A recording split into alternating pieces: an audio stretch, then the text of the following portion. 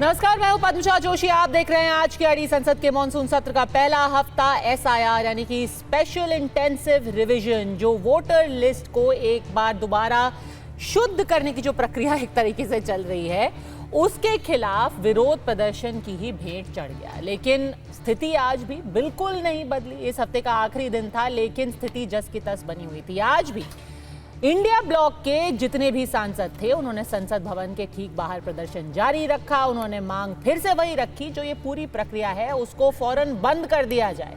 बिहार में भी जो अभी तक हुआ है उसको खारिज कर दिया जाए। उन्होंने कहा कि ये लोकतंत्र के लिए खतरा है। और इसी विरोध के दौरान उन्होंने एसआईआर यानी कि जितने विपक्षी सांसद थे, उन्होंने एसआईआर लिखा हुआ पैम्फलेट फाड़ करके कूड़ेदान में डाल दिया। तो मांग तो ये थी कि बिहार में हो रहे एसआईआर को खारिज किया जाए, लेकिन उससे ठीक उलट आज चुनाव आयोग ने ये घोषणा कर दी कि पुनर्विचार करना दूर, वो एक कदम आगे बढ़कर अब पूरे देश में एसआईआर यानी कि वोटर लिस्ट रिवीजन की प्रक्रिया शुरू करेंगे। इसका पूरा शेड्यूल क्या है, इसकी जानकारी भी जल्द साझा की जाएगी। अब वोटर लिस्ट रिवीजन के देशव्यापी विस्तार का ऐलान इसलिए भी महत्वपूर्ण है क्योंकि ये ऐसे वक्त पर हुआ है जब बिहार में इस रिवीजन के काम का जो पूरा प्रक्रिया है वो अपने अंतिम चरण में है।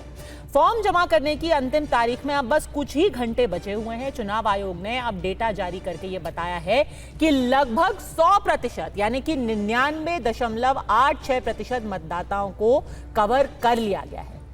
7.21 करोड़ फॉर्म मिल गए हैं, उन्हें डिजिटाइज कर दिया गया है। साथ ही यह भी बताया गया है कि 20 जुलाई को ही बूथ स्तर की, यानी कि आप देखिए एक पारदर्शिता की जो कोशिश की जा रही है, उसके तहत 20 जुलाई को ही बूथ स्तर की लिस्ट सभी राजनीतिक दलों से साझा कर दी गई थी। यानी कि उनको अगर कोई भी इसमें गलती है, उसकी त्रुटि बताने के लिए पर्याप्त वक्त मिल जाए।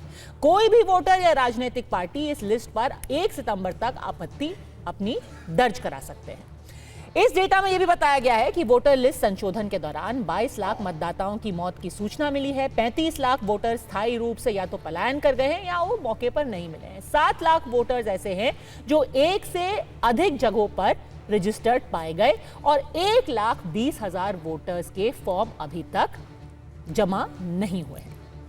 तो वोटर लिस्ट रिवीजन की प्रक्रिया पारदर्शी रहे, ये लगातार चुनाव आयोग कह रहा है कि हमारी कोशिश है। यही बताने के लिए चुनाव आयोग ने राहुल गांधी के जो आरोप है उनका भी एक एक करके फैक्ट चेक किया है। अब देखिए, जो कांग्रेस ने आपत्ति जताई, उन्होंने कहा है कि सिर्फ बिहार में ही वोट चोरी नहीं हो रही है, ये वोट चोरी लगातार पूरे देश में की जा रही है। दिल्ली चुनाव में की गई, महाराष्ट्र चुनाव में की गई और खास तौर पर कर्नाटक का उदाहरण देकर के राहुल गांधी ने कहा कि एक ऐसी सीट है जिसमें चुनाव आयोग ने लगातार या तो वोटर बढ़ाए या घटाए और ये बीजेपी के इशारे पर हुआ है, वहां वोट की चोरी की गई है और इसका 100% प्रमाण हमारे पास मौजूद है। 100% सबूत हमारे हाथ में है और यही हेरफेर राहुल गांधी ने कहा कि जिस तरीके से कर्नाटक में किया गया है, उसी तरीके से एसआईआर के माध्यम से अब बिहार में और फिर पूरे देश में करने की कोशिश की जा रही है। अब बात आती है फैक्ट चेक की। चुनाव आयोग ने किया इसका फैक्ट चेक। उन्होंने क्या कहा कि ये पूरा का पूरा भ्रामक और बेबुनियाद आरोप है। उन्होंने कहा कि लोकसभा चुनाव से पहले ही पूरी वोटर लिस्ट सभी राजनीतिक दलों को सौंपी गई। उस समय कांग्रेस को भी ये लिस्ट दी गई थी और उन्होंने एक भी आपत्ति दर्ज नहीं कराई। उनका दूसरा पॉइंट यह था कि लोकसभा चुनाव के परिणामों के बाद जो उम्मीदवार हारे थे, उन्होंने 10 चुनाव याचिकाएं दायर की, लेकिन इनमें से कोई भी याचिका कांग्रेस की ओर से नहीं आई। अब सवाल ये उठता है कि उस वक्त जब आपके पास मौका था, ना तो आपने चुनाव से पहले कोई गलती, कोई हेराफेरी उसकी बात की, ना चुनाव के बाद जब नतीजे आ गए आपने कोई भी इलेक्शन पिटीशन अपनी फाइल की।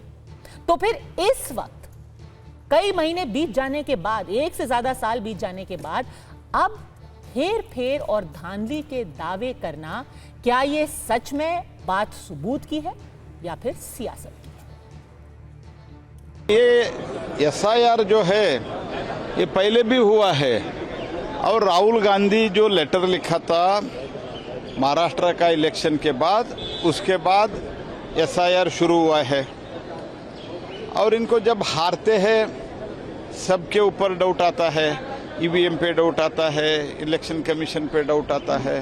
23 में कर्नाटक में ठीक था, जीत के आया। 24 में लोकसभा में कम सीट आया, तो तब बोल रहे प्रॉब्लम है। क्या प्रॉब्लम है?